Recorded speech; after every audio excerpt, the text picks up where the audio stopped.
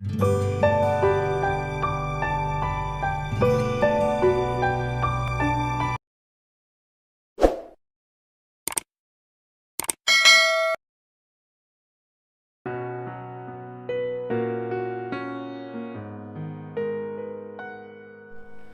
बच्चों, कैसे हो आप सब। आई होप कि अच्छे होगे, पढ़ाई अच्छे से कर रहे होगे। बीच में मैं वीडियो नहीं डाल पा रहा था। रीज़न ये था कि कुछ पर्सनल काम में बिजी था, भाग दौड़ लगी हुई थी। तो चलो फिर से शुरू करते हैं। तो बहुत बच्चों का रिक्वेस्ट आ रहा था। ये क्लास नाइन्थ का जो वीडियो था उस पर था कि सर नेक्स्ट वीडियो। तो मैं आज क्लास नाइन्थ का ही नेक्स्ट वीडियो डालता हूँ, इंग्लिश का। जो इससे पहले हम लोग पढ़े थे, इससे पहले शायद पढ़े थे अ साइलेंट रिवॉल्यूशन, जो एसएमएस के बारे में था। आज हम लोग पढ़ेंगे नेक्स्ट चैप्टर क्लास नाइन्थ का, जो कि है too many people too few trees. तो ये भी बहुत ज़्यादा इंटरेस्टिंग एक ऐसे है। शायद आप लोगों को अच्छा लगेगा। तो चलिए शुरू करते हैं। Too many people too few trees. बहुत सारे लोग, मतलब बहुत अधिक लोग और बहुत कम पेड़। तो देखिए क्या है। मोती निशानी।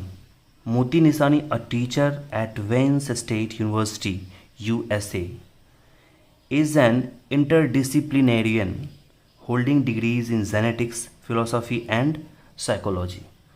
तो ये जो ऐसे लिखा गया है, ये किसके द्वारा लिखा गया है? मोती निशानी के द्वारा, जो कि एक टीचर हैं। कहाँ हैं? वेंस स्टेट और स्टेट यूनिवर्सिटी यूएसए में।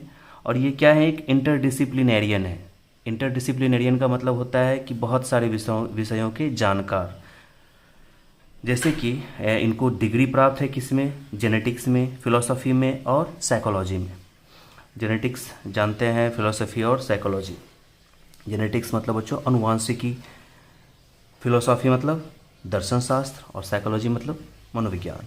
तो इन सभी चीज़ों में इनको डिग्री प्राप्त है। He has several publications in genetics, ecology, politics, science, education and language instruction. तो इनके पास इनकी बहुत सारी किताबें हैं। किसमें? जेनेटिक्स में, इकोलॉजी में, पॉलिटिक्स में, साइंस में, एजुकेशन में और लैंग्वेज इंस्ट्रक्शन में।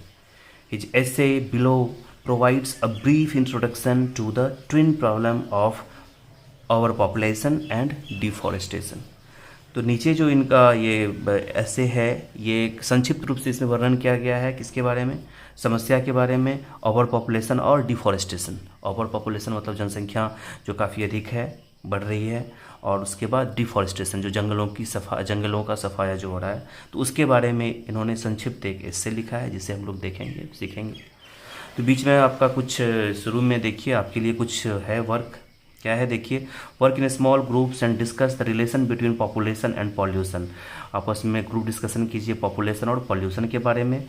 यू में include this points in your discussion. और आप जो डिस्कशन करेंगे उनमें कुछ ये पॉइंट भी आप रख सकते हैं। कौन सा पॉइंट है? देखिए, पॉपुलेशन एक्सप्लोजन, जनसंख्या विस्फोट, its effect on the development of the country, देश के विकास में इसका प्रभाव, मोर पीपल मोर लैंड, ज़्यादा लोग ज़्यादा भूमि, डिफॉरेस्टेशन जंगलों का सफाया। तो ये सब आप इस पर आपस में डिस्कशन कीजिएगा, इसीलिए आपको ये दिया गया है। अब चलिए हम अपने मेन टॉपिक पर आते हैं, जो कि है too many people too few trees. Chapter थोड़ा है, लंबा है। आप लोग पैसेंस रखेंगे, अच्छे से पढ़ेंगे, और पढ़ते वक्त अपने बुक को सामने, जब वीडियो देखेंगे तो अपने बुक को सामने रखेंगे और उसके बाद देखेंगे। Human populations have always been in flux. जो मानव की जो जनसंख्या है वो हमेशा क्या है? वो बढ़ती रही है, घटती रही है, मतलब एक फ्लक्स में है, बढ़ती रही है, परिवर्तनशील है। For the simple reason that every day some people die while other are born. और इसका एक साधारण कारण है कि प्रत्येक दिन कुछ लोग मरते हैं और कुछ पैदा होते हैं। Throughout most of human existence the number of births was slightly higher than the number of deaths. पूरे मानव अस्तित्व में जो जन्म की संख्या मृत्यु की संख्या से थोड़ी अधिक थी। हाँ, consequently world populations grew at a very slow rate. इसके फलस्वरूप क्या हो रहा था ना, दुनिया की जो जनसंख्या है वो बहुत ही धीमी गति से बढ़ रही थी। a few hundred years ago. However, the situation began to change, especially in the industrialized world. कुछ सौ सालों पहले, हालांकि कुछ सौ सालों पहले यह जो स्थिति है यह बदलनी शुरू हुई, ठीक है। खास करके जो ये औद्योगिकरण वाला जो दुनिया हुआ, इसमें जब दुनिया में बहुत ज़्यादा डिजिटलाइजेशन बढ़ गया, उद्योग बहुत ज़्यादा बढ़ गए, तो उसके बाद जो है यह स्थिति बदलनी शुरू हो गई। मतलब कि जो जनसंख्या में वृद्धि बहुत धीमी गति से हो रही थी, उसमें बदलाव होनी शुरू हो गई। अब उसके बाद देखिए, with advance in nutrition, sanitation and health, people live longer and more of them reach reproductive age.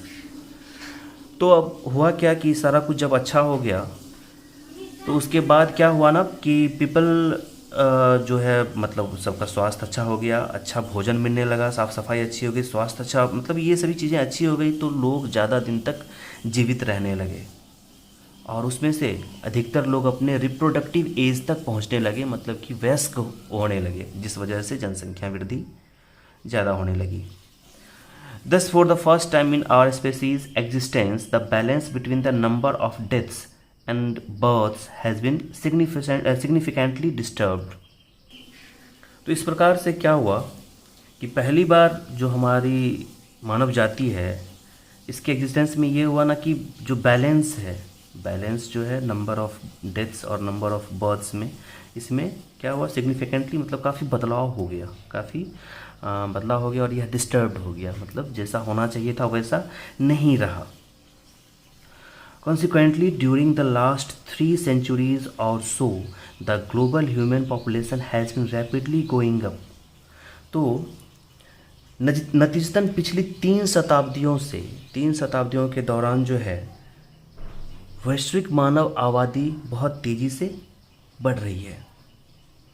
Every year, in fact, the world's population grows by more than 80 million people. प्रत्येक वर्ष, सच तो यह है कि प्रत्येक वर्ष जो दुनिया की जनसंख्या है वो कितनी बढ़ जाती है, 80 million.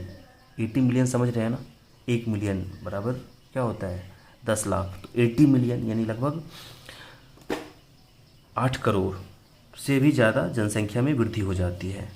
It is, for instance, sobering to recall that for every 11 human beings alive now, only one was alive in the year 1950. तो उदाहरण के लिए ऐसा कहा जा सकता है कि जो 1950 में जहाँ एक आदमी जीवित रहता था, उस जगह पर अभी कितने लोग रह रहे हैं, 11। यानी रेशियो क्या हो गया है, अभी 1950 और अगर अभी का लें तो रेशियो 1 और 11 का हो गया है। यानी उस समय अगर जैसे मान के चलिए अगर 25 लोग में उस समय 1 लोग जिंदा बचता था, तो अभी कितने बच रहे हैं, 11 लोग बच रहे हैं। तो ये हो गया। तो ये यहाँ देखिए एक्सक्लेमेशन मार्क है, मतलब यह मतलब बड़ा विस्मय वाला चीज़ है, अचंभित करने वाली बात है कि इतना ज़्यादा डिस्टर्ब्ड ये हो गया है, हमारा जो पॉपुलेशन है, हमारी जनसंख्या वृद्धि में इतने तेज़ी से बढ़ोतरी हो रही है इस वजह से। तो चलिए देखिए अब नेक्स्ट सेकेंड पैरा में देखिए क्या है। On first sight it may appear that when it comes to something as valuable as human being, the more we have the better off we are. तो पहली नज़र में ऐसा प्रतीत होता है, ऐसा प्रतीत हो सकता है कि जब मानव के रूप में मूल्यवान चीज़ है, तो वो जो मानव तो बहुत मूल्यवान है, बहुत समझदार है हर एक चीज़ में, अभी तो सब मतलब मानव सबसे ऊपर है, हम लोग सबसे ऊपर हैं। तो जितने अधिक मानव होंगे उतना ही अधिक, तो उतना बेहतर होगा, उतना ही बेहतर होगा। In some ways this is true, और बहुत जगहों पर यह सही भी है। All things being equal, more people are likely to generate more inventions, more technological breakthroughs and more corporate profits. तो जितने ज़्यादा लोग होंगे उतना ज़्यादा मतलब आविष्कार होगा, इन्वेंशंस होगा और टेक्नोलॉजी बढ़ेगा। हाँ, कॉर्पोरेट प्रॉफिट्स होंगे, मतलब उद्योग धंधे में बहुत ज़्यादा बेनिफिट होगा, जितने अधिक लोग रहेंगे उतना ज़्यादा बेनिफिट होगा। अब देखिए नेक्स्ट क्या है। But taken as a whole, most ecologists are convinced that the world is already over populated.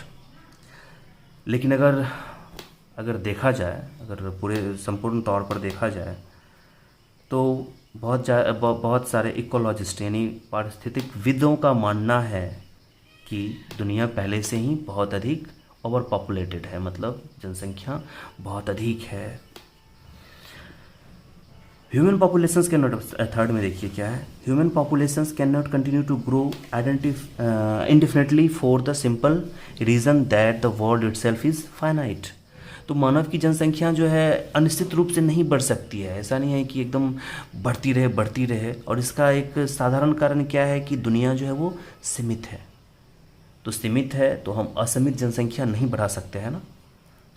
More people will need even more food and then they need now, and therefore the process of deforestation will continue so that eventually wild trees will vanish। तो ज़्यादा लोग रहेंगे तो क्या होगा, ज़्यादा भोजन चाहिए, ज़्यादा लोगों को ज़्यादा भोजन चाहिए। जितना अभी भोजन का खपत होता है, लोग बढ़ेंगे तो अधिक भोजन का खपत होगा। और क्या होगा, इस कारण से क्या होगा कि जो डिफॉरेस्टेशन का प्रोसेस है वो बढ़ जाएगा, वो चलता रहेगा। और अंततः जो वाइल्ड ट्रीज़ हैं, जंगली पेड़ हैं, वो वैनिश हो जाएंगे, साफ़ हो जाएंगे। बात समझ रहे हैं? डिफॉरेस्टेशन मतलब जंगलों की सफाई। अब आगे देखिए, as the population goes up so does pollution of rivers, lakes, air, drinking water and soil. तो क्या होगा ना, जैसे जैसे पॉपुलेशन बढ़ता जाएगा तो ये सभी चीज़ें जो हैं, रिवर्स, लेक्स, ड्रिंकिंग वाटर और सॉइल, ये मिट्टी, पानी, पीने वाला पानी, झील, हवा, नदी, ये सभी क्या हो जाएंगे, पॉल्यूटेड हो जाएंगे, प्रदूषित हो जाएंगे। With more people both town and country become more crowded. ज़्यादा लोगों से क्या होगा ना कि जो जो शहर है, देश है, जो भी है, जब वहाँ भीड़ बढ़ जाएगी। The quality of life and the value we place on human life will continue to erode. तो उसके बाद क्या होगा ना कि जो क्वालिटी ऑफ लाइफ है, हाँ, तो जो जीने की मतलब वो जो गुणवत्ता है उसमें वो ख़त्म हो जाएगी। जो लोगों की ज़िंदगी है उसमें एक तरह से आप कह सकते हैं कि जीवन जीने की शैली में बहुत बदलाव होगा और बहुत ही दिक्कत होगी। ह्यूमन लाइफ खतरे में पड़ जाएगी, उसका वैल्यू कम हो जाएगा, गिरता रहेगा, घटता रहेगा। When the population is stable, increases in such things as food production, number of physicians or hospitals are often tantamount to improved quality of life। तो यहाँ देखिए क्या कहा जा रहा है कि अगर पॉपुलेशन क्या होगा, स्टेबल रहेगा, मतलब स्थिर रहेगा, ज़्यादा बढ़ेगा नहीं, तो सबों को समान सुविधा मिल सकता है, चाहे वो आर्थिक दृष्टि से हो या स्वास्थ्य की दृष्टि से हो। हॉस्पिटल्स जो हैं अच्छी सुविधाएं प्रदान कर सकते हैं। अगर पॉपुलेशन ज़्यादा नहीं रहेगा, ज़्यादा नहीं बढ़ेगा, स्टेबल रहेगा, तो हॉस्पिटल में लोगों को अच्छी सुविधाएं मिलेंगी, भोजन भी अच्छा मिलेगा, आर्थिक दृष्टि से भी सभी अच्छे रहेंगे। डॉक्टर की संख्या जो है वो ठीक ठाक रहेगी और मतलब लोगों का अच्छे से ध्यान रखा जा सकेगा। नंबर ऑफ फिजिशियंस और hospital often tend to improve quality of life, और क्वालिटी ऑफ लाइफ में क्या होगा, इम्प्रूवमेंट होगा, मतलब अच्छा होगा, सुधार आएगा।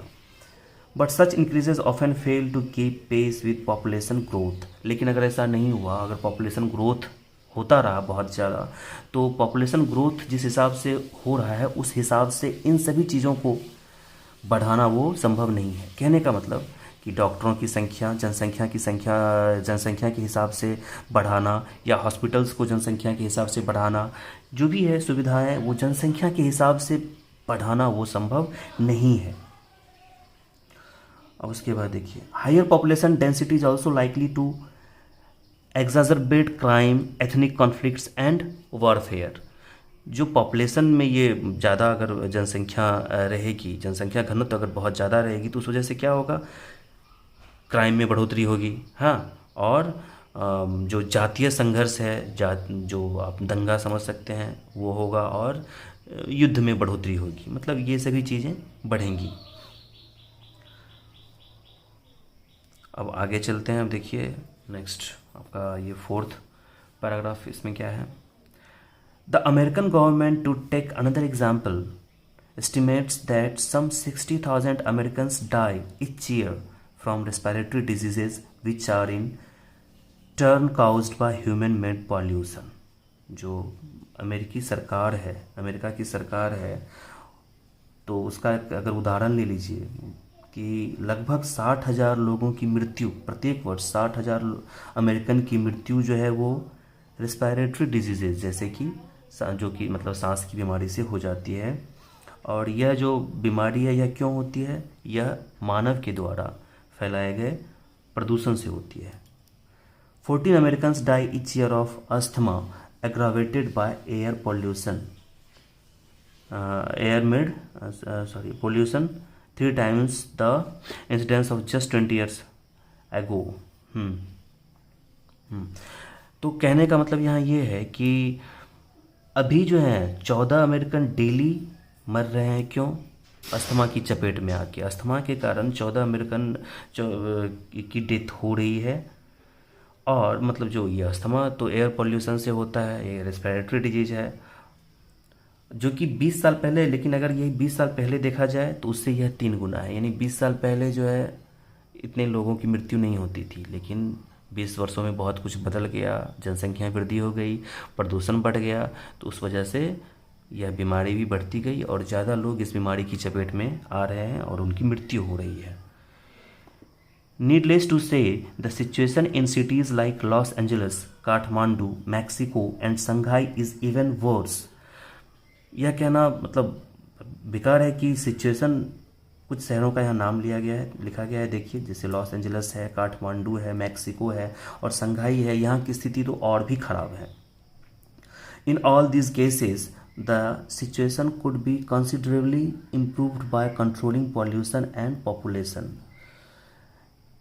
ये सभी जगहों पर, इन सभी जगहों पर जो सिचुएशन है, जो स्थिति है, उसे क्या किया जा सकता है? काफ़ी अच्छा किया जा सकता है।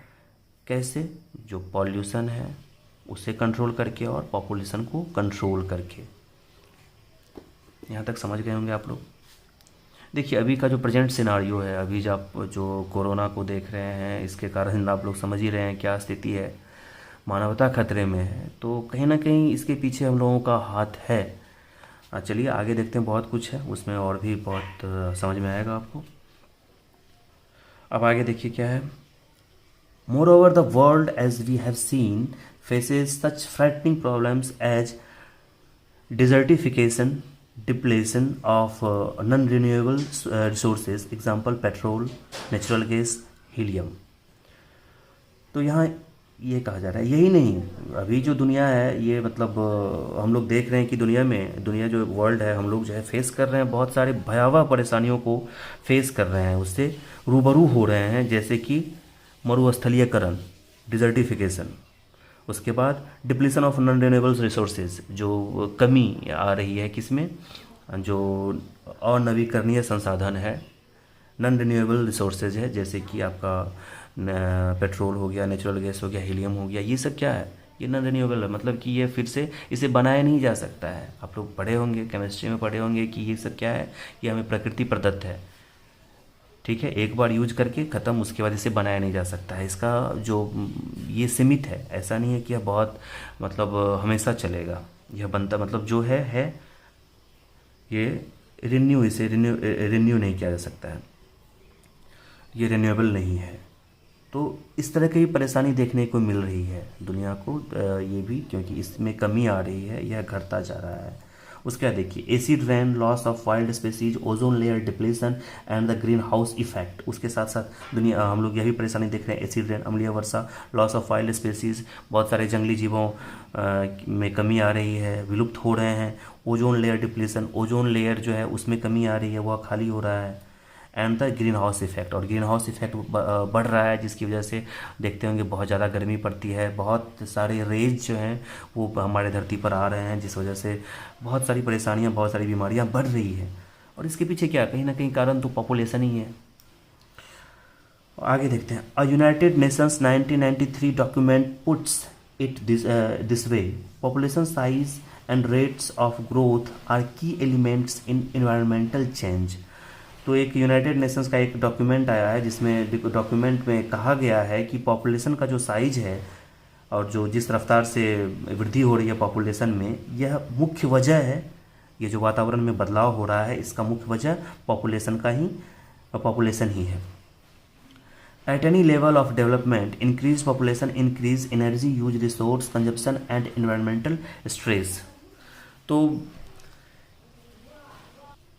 किसी भी प्रकार के विकास में जो है, जो इंक्रीज्ड पॉपुलेशन है, जो बढ़ी हुई जनसंख्या है, तो अब जनसंख्या बढ़ेगी तो जाहिर सी बात है कि कंजम्पशन भी बढ़ेगा, हर एक चीज़ का कंजम्पशन बढ़ेगा।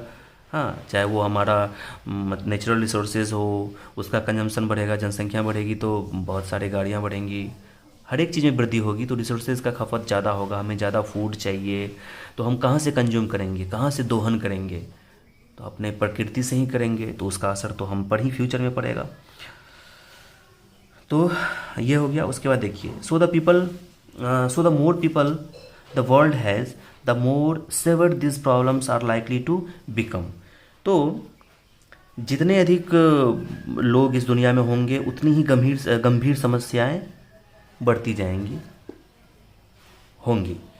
तो ये हो गया आपका पांचवा, ये पैराग्राफ ऑलमोस्ट डन है। उसके बाद देखिए कुछ क्वेश्चंस हैं, ये ट्रू और फॉल्स का है, बहुत आसान है, आप लोग पढ़ के कर लेंगे, इसी पर रिलेटेड है, आप लोग कीजिएगा। मैं आगे बढ़ता हूँ।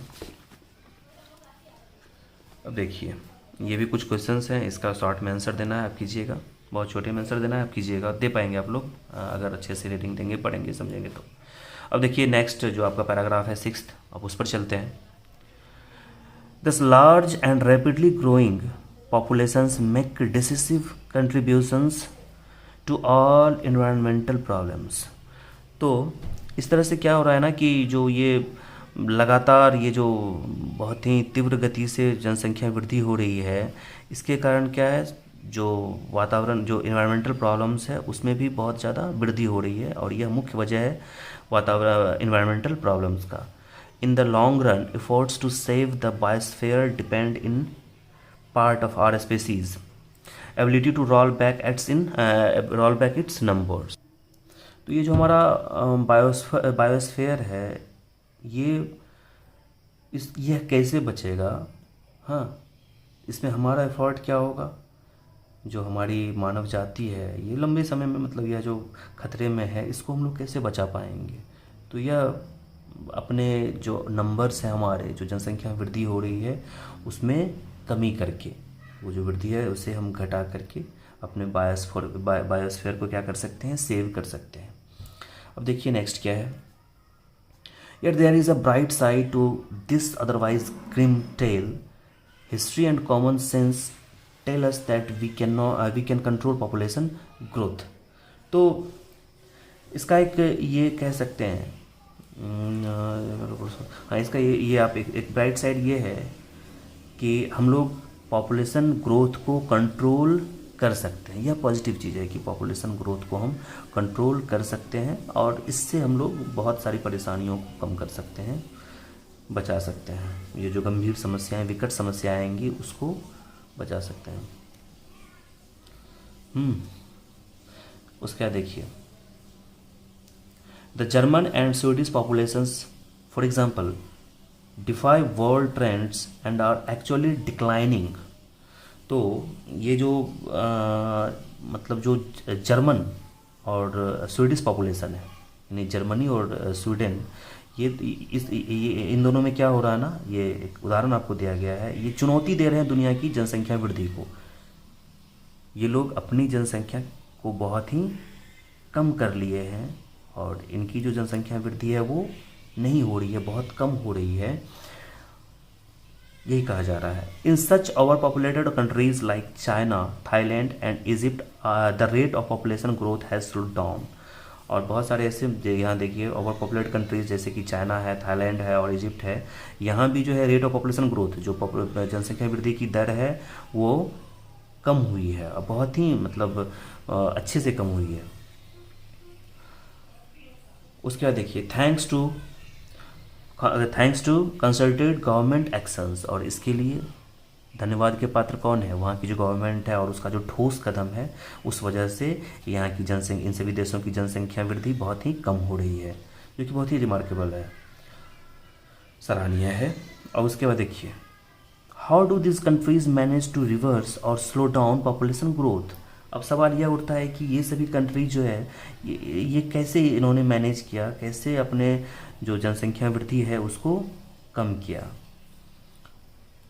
Many factors account for this remarkable declines. तो सिर्फ ऐसा नहीं है कि कोई एक काम करके ऐसा हो गया, इसके लिए बहुत सारे इसके फैक्टर्स हैं, बहुत सारे कारण हैं जिससे जनसंख्या वृद्धि कम हुई, जिसमें जैसे कि modernisation, literacy, media campaigns, readily available family planning and contraceptives, equal economic, educational and legal opportunities for women।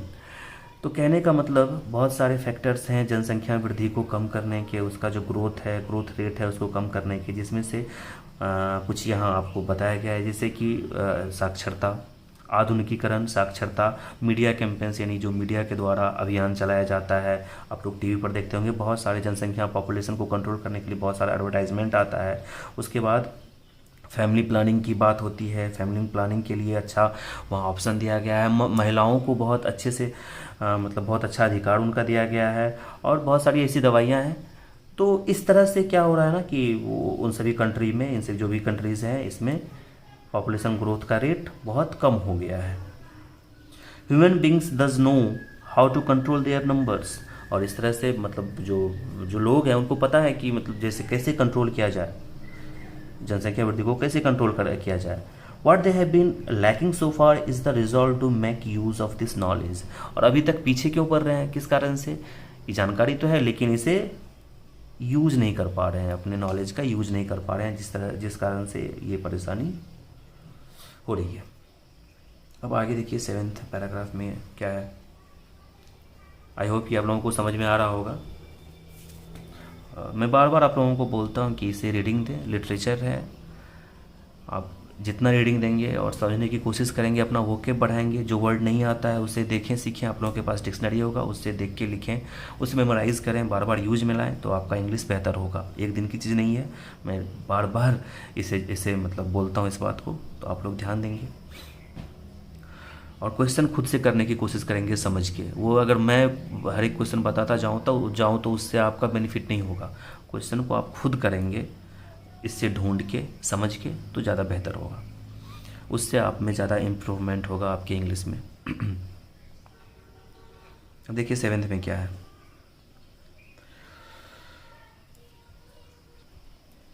Late us move to another long term problem, the state of the world's trees. अब इसके बाद जो है हम लोग भविष्य में जो और सारी समस्याएं आएंगी उस पर चलते हैं, जो दुनिया में पेड़ों की स्थिति है उस पर चलते हैं। देखिए, owing to rapid population growth, poverty and other factors, many third world people are forced to move into harvest, clear, burn or cultivate tropical forest। तो जो भविष्यगामी समस्या है उसमें क्या है ना कि जो जिस तरह से जनसंख्या वृद्धि हो रही है तो उससे क्या हो रहा है ना कि पॉवर्टी, जो गरीबी है, और बहुत सारे and other factors, many third people, और बहुत सारे कारणों से जो मतलब प्रत्येक तीसरा आदमी जो है वो क्या कर रहा है ना कि वो ना चाहते हुए भी हार्वेस्ट कर रहा है, मतलब जंगलों की कटाई कर रहा है, उसमें जा रहा है और कटाई कर रहा है, साफ कर रहा है, जला रहा है, और क्या कर रहा है कि जो फॉरेस्ट है उसको ख़त्म करके कृषि योग्य बना रहा है। सिंपल सी बात है कि ज़्यादा लोग अगर होंगे तो उसे फूड चाहिए, और फूड कहाँ से आएगा, वो कृषि करके आएगा, और कृषि के लिए हमें भूमि चाहिए, ज़मीन चाहिए, और ज़मीन पर अगर पेड़ पौधे हैं तो उसे हटाना पड़ेगा, उसके बाद उसमें हम अपना फसल उगाएंगे, तब हमें भोजन मिलेगा। तो यही कहा जा रहा है। दस पॉपुलेशन प्रेशर्स, हाँ, along with new technologies and the affluent life style of some people exacerbate the problem of deforestation. अब देखिए यहाँ क्या हो रहा है ना, ये जो दबाव है जनसंख्या का, जो जनसंख्या से जो प्रेशर पड़ रहा है, उसके साथ साथ जो आधुनिकीकरण हुआ है, जो बहुत सारे टेक्नोलॉजीज़ आए हैं, और जो धनी लोगों की लाइफस्टाइल है वह भी इस समस्या को गंभीर बना रही है, मतलब डिफॉरेस्टेशन को गंभीर बना रही है। जो धनी लोगों का जो जीवन शैली है, जिस हिसाब से उनका रहना है, तो यह भी बहुत समस्या खड़ी कर रही है डिफॉरेस्टेशन में, इसका भी अहम योगदान है। अब देखिए, a country like Nepal has just so much arable land. Nepal जैसा देश जहाँ की बहुत ज़्यादा जो कृषि योग्य भूमि है। So as a population grows, more and more people are forced to convert forests into farmlands। और क्यों ऐसा हो रहा है कि जो जैसे जैसे जनसंख्या वृद्धि हो रही है, ज़्यादा बहुत लोग जो है ज़्यादा से ज़्यादा क्या करते हैं, मूव करते हैं, जाते हैं और जंगल को कन्वर्ट करते हैं किस में, फार्मलैंड्स में, मतलब खेती करने के लिए जो ज़मीन होती है उसमें कन्वर्ट कर देते हैं जंगल को काट के। They must also cut down more and more trees for fuel. और उन्हें ज़रूरत पड़ती है जो ईंधन की आवश्यकता होती है उसके लिए भी वो क्या करते हैं, पेड़ों को काटते हैं। The people of rich countries are also guilty. ऐसा नहीं है कि सिर्फ यह नेपाल जैसे देशों की ही समस्या है, बहुत सारे अमीर देश हैं वह भी बहुत उनके वहाँ के भी लोग बहुत ज़्यादा गिल्टी हैं, दोषी हैं। To satisfy westerners insatiable demands for hamburgers. अब देखिए, अब हैमबर्गर्स की यहाँ चर्चा हुई। जो अमीर देशों के लोग हैं, जो पश्चिमी देशों के लोग हैं, उनकी जो एक बड़ी ही एक लालची इच्छा है, उनकी जो एक इच्छा होती है हैमबर्गर्स खाने की, तो हैमबर्गर्स मीट से बनता है, उसमें मीट का काफ़ी उपयोग होता है, कीमा का। तो अब देखिए क्या है हैमबर्गर्स के बाद क्या, hamburgers more and more tropical rain forest in countries like Brazil and are cleared and converted to pastures. तो कहने का मतलब ये है कि जो पश्चिमी देशों के लोग हैं उनकी जो हैमबर्गर्स की आदत है, उनका जो शौक़ है हैमबर्गर्स खाने का, उस वजह से क्या होता है ना कि लोग जो जानवरों को अधिक पालते हैं। हाँ, क्योंकि मीट तो आएगा जानवरों से ही, और जानवर अधिक पालते हैं तो जानवरों के चरने के लिए भी जगह चाहिए, और उसके चरने के लिए जगह को बनाने के लिए भी जंगलों की सफाई होती है। अब जंगल साफ़ होगा तो उसे चारागाह बनाया जाएगा, जानवरों को भी रहने के लिए जगह चाहिए जिससे कि लोगों को मीट की प्राप्ति हो सके। तो इनका भी बहुत अहम योगदान है जंगलों की सफाई में। जो जैसे ब्राज़ील में जैसे ब्राज़ील का जो उष्णकटिबंधीय ये वन है, वर्षा वन, उसे सफाई करके, उसको काट करके, उसे साफ़ करके वहाँ चारागाह बनाया जाता है। Some rich people also buy mahogany furniture, newspapers and other paper products in vast quantities।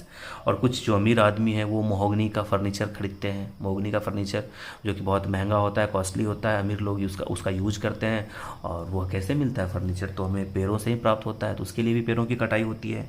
और जो पेपर यूज होता है बहुत ज़्यादा ह्यूज अमाउंट में, वास्ट अमाउंट में जो पेपर प्रोडक्ट्स का यूज होता है, जैसे हम न्यूज़पेपर यूज करते हैं या कुछ भी यूज करते हैं, तो उसके लिए भी पेड़ों की कटाई होती है, क्योंकि पेपर तो पेड़ों से ही बनता है ना। अब उसके बाद देखिए, it is frightening to recall for instance how many trees must be fell to just produce the Sunday edition of the New York Times.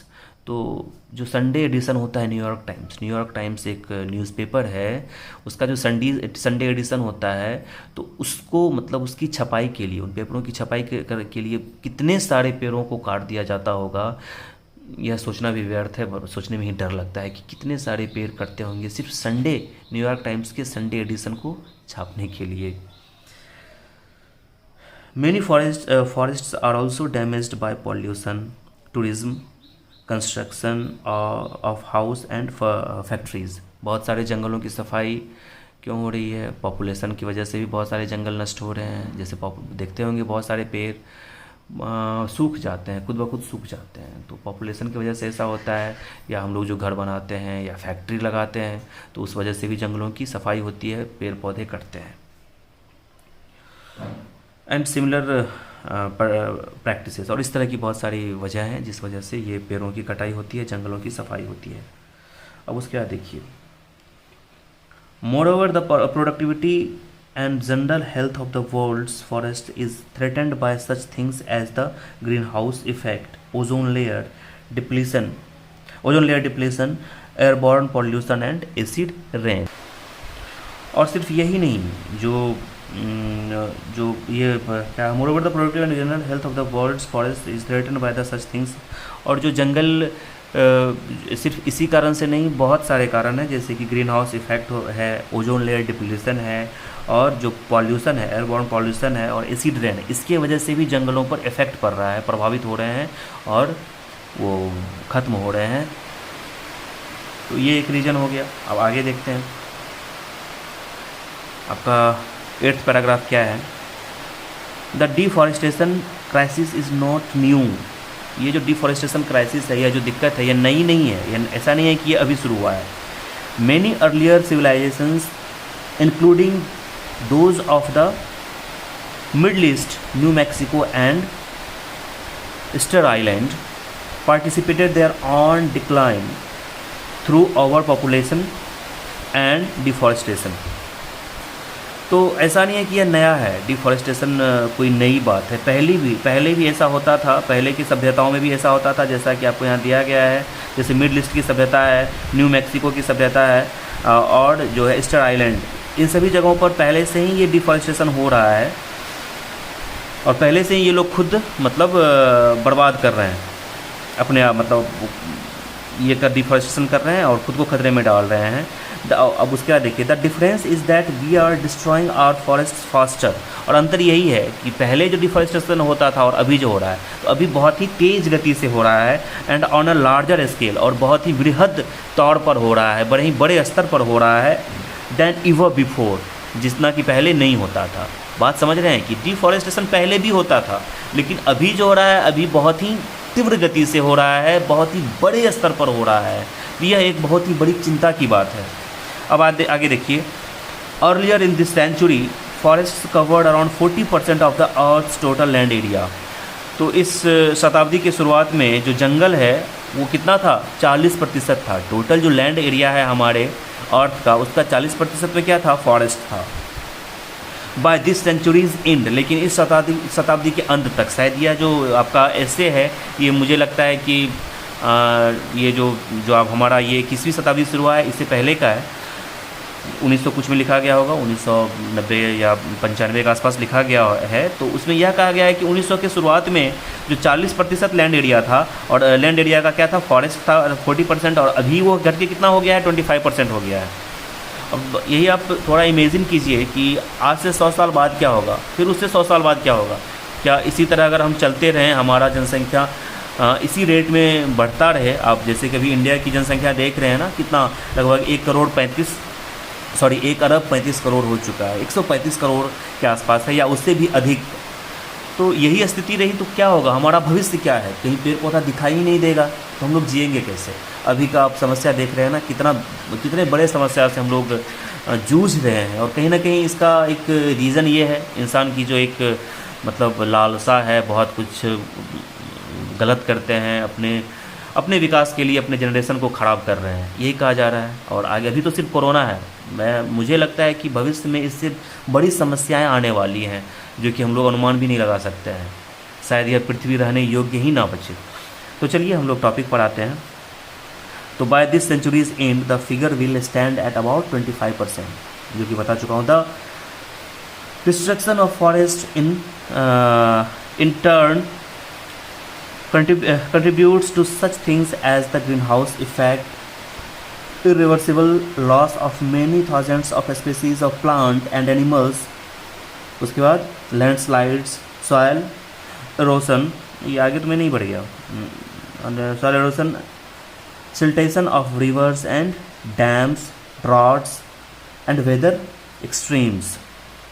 तो यहाँ यह कहा जा रहा है कि ये जो बर्बादी हो रही है, हम लोग जो बर्बाद कर रहे हैं, जंगलों को बर्बाद कर रहे हैं, ख़त्म कर रहे हैं, इसके कारण क्या होगा ना कि बहुत सारी समस्याएं आएंगी, जिसमें से कुछ समस्याओं के बारे में यहाँ जिक्र किया हुआ है, जैसे ग्रीन हाउस इफ़ेक्ट। उसके बाद बहुत सारे स्पीसीज़, बहुत सारे प्रजातियों का, बहुत सारे जो जीव हैं वो विलुप्त हो जाएंगे, ख़त्म हो जाएंगे। और चाहे वो पेड़ पौधे के बहुत सारे ये हो, पेड़ पौधे भी बहुत सारे ख़त्म हो जाएंगे, और उसके बाद बहुत सारे एनिमल्स भी ख़त्म हो जाएंगे। लैंडस्लाइड्स होगा, मिट्टी का कटाव होगा, और पानी का सिल्टेशन, मतलब रिवर्स का सिल्टेशन, मतलब रिवर में गाद भर जाएगा, शुद्ध मतलब क्या कहते हैं उसको, प्रदूषित हो जाएगा। चाहे रिवर हो, डैम हो, जो भी हो, इस तरह की परेशानियाँ बढ़ती जाएंगी। ये मतलब सूखा पड़ेगा, ड्राउट्स मतलब सूखा पड़ेगा, ये सभी बहुत ज़्यादा ही बढ़ेगी।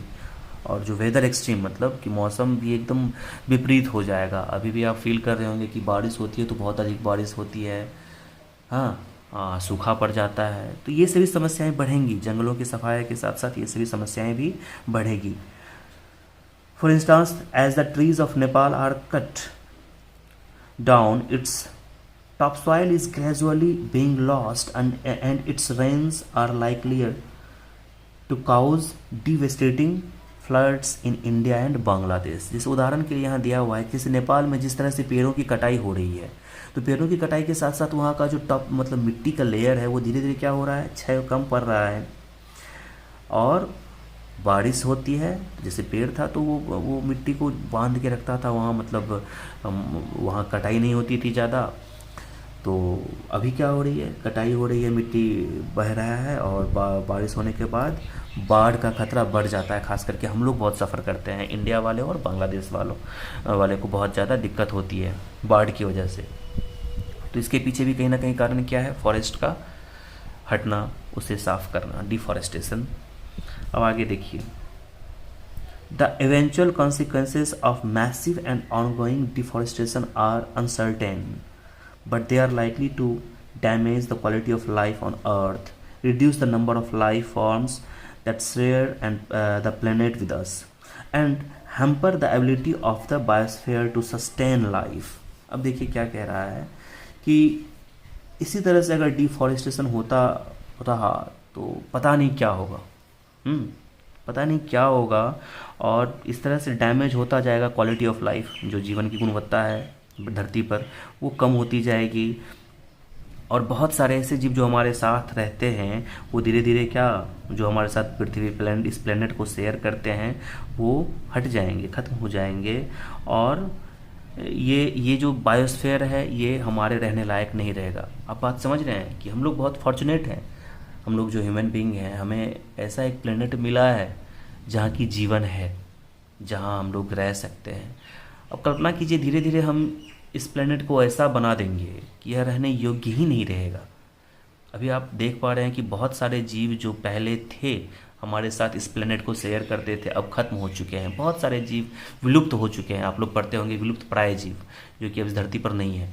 हो सकता है किसी दिन ह्यूमन भी मतलब मानव भी विलुप्त हो जाए, इस धरती का जो बायोस्फीयर है वो हमारे रहने लायक ही ना बचे हमारे ही कर्मों की वजह से। तो यह अभी ध्यान देने योग्य बात है कि हम लोग कैसे इसे ठीक करें। अब उसके बाद देखिए, humanity can continue to fell trees, cross its fingers and hope for the best. अगर जो हम लोग अगर इसी तरह पेड़ों को गिराते रहेंगे तो क्या होगा, अपना फिंगर क्रॉस कर लें हम लोग, मतलब उसके बाद भगवान भरोसे क्या होगा कुछ पता नहीं, भाग्य भरोसे रहना पड़ेगा। मतलब कहने का मतलब सब कुछ बर्बाद हो जाएगा, ख़त्म हो जाएगा, बचाने वाला कोई नहीं रहेगा, हम लोग यहाँ नहीं रह पाएंगे। मानव की जो स्थिति है वो बहुत ही ख़राब हो जाएगी इस जगह पर। और it can take hold of its future and reverse the process of deforestation. या तो हम लोग इसे पेड़ों को काट के जंगलों की सफाया करके सब कुछ ख़त्म कर दें, बर्बाद कर दें, या इसे क्या करें, इसे पकड़ के रखें और जो रिवर्स करें, मतलब अपने फ्यूचर को बचाने के लिए हम लोग क्या करें, डिफॉरेस्टेशन को रिवर्स करें, यानी जंगल लगाएं, पेड़ पौधे लगाएं, जंगल को बढ़ाएं जिससे पॉल्यूशन कम हो। और इससे हम लोग हो सकता है कि हमारा भविष्य सुरक्षित हो जाए। अभी भी समय है तो कुछ हमें करना पड़ेगा, कदम हमें ही लेना पड़ेगा। सबसे पहले तो पॉपुलेशन पर कंट्रोल करना होगा, जितना अधिक हम लोग पेड़ पौधे लगाएं, जंगल को सुरक्षित रखें। बहुत सारे ऐसे फैक्टर्स हैं जिससे कि अभी भी हम लोग सुरक्षित रह सकते हैं। उसके बाद देखिए कुछ क्वेश्चन आंसर्स हैं, इसे आप लोग करेंगे। बहुत ज़्यादा ये लंबा वीडियो हो गया है तो इसे और ज़्यादा बढ़ाना ठीक नहीं रहेगा, तो इसे आप लोग खुद कर सकते हैं। मैंने एक्सप्लेन कर दिया है हिंदी में, आप लोग समझेंगे, और यह क्वेश्चन आंसर इसी पर बेस्ड है, बाकी आपको जो पढ़ाया गया उस पर बेस्ड है, आप इसे पढ़ के कर सकते हैं। तो चलिए आज के लिए इतना ही, फिर नेक्स्ट क्लास में देखते हैं नेक्स्ट वीडियो। चलिए धन्यवाद।